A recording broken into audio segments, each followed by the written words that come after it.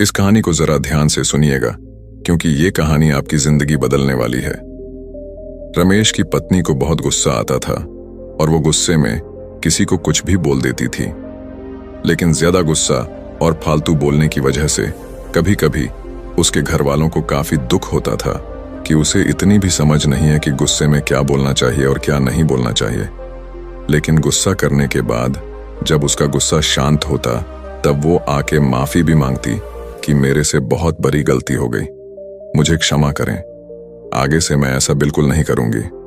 लेकिन इतना करने के बाद भी उसका गुस्सा कभी खत्म नहीं होता था और वह हर छोटी छोटी बात पे गुस्सा और हर छोटी छोटी बात पे चीजों को काफी गुस्से के बोल ना उसकी आदत बन गई थी। उसके गुस्से से उसके घर वाले बहुत परेशान थे और ना चाहते हुए भी इसका इलाज उनको नहीं मिल रहा था। एक समय के बाद गांव के एक व्यक्ति ने उन्हें बताया कि नगर में एक महात्मा आए हुए हैं। सुना है उनके पास हर समस्या का समाधान है। आप सब क्यों ना अपनी बहू को लेके उन महात्मा के पास जाइए, क्योंकि वो सुना है कि वो हर समस्या का समाधान बड़ी ही आसानी से और सरलता से बता देते हैं। अगर आप सब वहां पे जाएं, तो निश्चय ही आपकी समस्या का समाधान मिलेगा। इतना सुनते ही उसके घर वाले उसको लेके उस महात्मा के पास चले गए। चलते चलते वो थक गए और शाम में हो गई, क्योंकि उनका आश्रम बहुत दूर था। देर शाम होते होते वो महात्मा के आश्रम में आखिरकार पहुंच ही गए।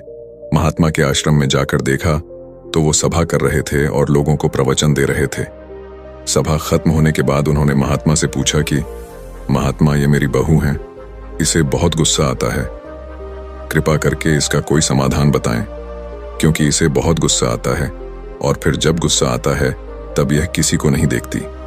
सच झूठ, सही गलत की इसे कोई समझ नहीं रहता। बस मन में जो आता है ये बोल देती है और बाद में माफी भी मांगती है, लेकिन अपनी आदत कभी नहीं सुधारती।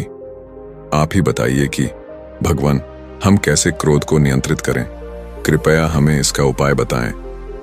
महात्मा मुस्कुराए और बोले, एक कहावत है, क्रोध से पहले सोचो, उसे दोबारा उगलने से रोको। उन्होंने बोला, इसका क्या मतलब है? आप जरा खुल के ही बताइए, हमें ये बात समझ में नहीं आ रही। महात्मा फिर मुस्कुराए और बोले, मैं तुम्हें एक कहानी सुनाता हूं। ये कहानी निश्चय ही तुम्हारे सवालों के सारे जवाब दे देगी। एक समय की बात है, एक छोटे से गांव में एक बुढ़िया रहती थी। उनका नाम धन्या था। धन्या बहुत ही प्यारी और दयालु महिला थी, लेकिन एक समस्या उनके गुस्से की थी। वे छोटी छोटी बातों पर बहुत जल्दी गुस्सा हो जाया करती थीं। जब उसे गुस्सा आता तो कभी नहीं देखती उसके सामने कौन है और कौन नहीं। वो सबको गुस्से में अपने से छोटा ही समझती थी। बुढ़िया जितनी गुस्सैल थी उतनी ही लालची थी। उसके मन में धन और पैसों को लेकर अपार लालच था। एक समय बुढ़िया के पास खाने को कुछ नहीं बचा और वो पैसे भी नहीं कमान नहीं चाहती थी, तो उसके मन में तरकीब सूझी। उसे याद आया, गांव में मेला लगा है, क्यों ना इस मेले से कुछ लाभ लिया जाए। धन्या ने सोचा कि यह एक अच्छा मौका है कि उनके गुस्से को कुछ सीख मिले। उन्होंने गांव के लड़कों को बुलाया और कहा, मेरे पास एक चुटकुला है, अगर तुम मुझे हंसाओगे तो मैं तुम्हें एक सिक्का दूंगी, लेकिन अगर तुम मुझे हंसा ना पाओगे तो तुम्हें मुझसे 2 सिक्के देने होंगे। अब बुढ़िया अंदर ही अंदर बहुत खुश हो रही थी कि इन बच्चों को बेवकूफ बना के अब मैं पैसे भी कमा लूंगी और मेरा काम भी चल जाएगा। इन्हें भला क्या पता लगता है, बच्चे तो वैसे ही चुटकुला से हंसते हैं। लड़के राजी हो गए। धन्या ने चुटकुला सुनाना शुरू किया, परंतु उनकी बुद्धि इतनी तेज थी, वे सब उस बुढ़िया के बारे में अच्छी तरह जानते थे कि वो लोगों को बेवकूफ बनाती है और वो धन की कितनी लालची है। इसलिए सभी लड़के मिलकर पहले से ही प्लान बना लिए थे कि हमें इसके चुटकुले पर हंसना नहीं है और जो मर्जी हो जाए, हमें बेवकूफ नहीं बनना है। बुढ़िया ने उन लड़कों से पूछा, क्या तुम सभी तैयार हो? लड़कों ने जवाब दिया, हाँ बिल्कुल, हम सब तैयार हैं, आप चुटकुला सुनाओ। फिर बुढ़िया ने एक मजेदार चुटकुला सुनाया, लेकिन किसी भी लड़के ने थोड़ी सी भी हंसी नहीं निकाली। बुढ़िया थरी सहमी, लेकिन उसे 2 सिक्के डबल देने थे, इसीलिए उसने दे दिया। उसके मन में उपाय आया। उसने मन ही मन सोचा, अगले बार वो इससे भी बेहतर चुटकुला सुनाएगी और पक्का सबको हंसा के ही मानेगी। इस बार बढ़िया ने फिर एक चुटकुला सुनाया, लेकिन इस बार भी कोई लड़का नहीं। अब बढ़िया थोड़ा गुस्से में आ गई। वो जितनी बार भी चुटकुले सुनाती, गांव में से कोई भी लड़का नहीं हंसता। वे फिर सब धन्या के चुटकुले पर हंसने के बजाय अपनी हंसी को दबा लिया। उसके बाद धन्या ने एक बार फिर कोशिश की और फिर बार बार, लेकिन हर बार उनके पास 2 सिक्के देने ही पड़े। अब उसके पास कोई चारा नहीं बचा। अंत में बुढ़िया ने जीतने भी सिक्के लिए थे उन लड़कों को दे दिए और वहां से रोते रोते चली गई। उसने सबक लिया कि आज के बाद वो गुस्सा करना छोड़ देगी। इससे धन्या ने सीख ली कि गुस्सा करने से केवल नुकसान होता है। उन्होंने गुस्से को कम करने का निर्णय लिया और अब उनके गुस्से की बारीकी से संभाल रखते थे। उन्होंने समझ लिया कि हंसी और प्रेम के माध्यम से वे अपने आप को और अपने आसपास के लोगों को खुश रख सकती थीं।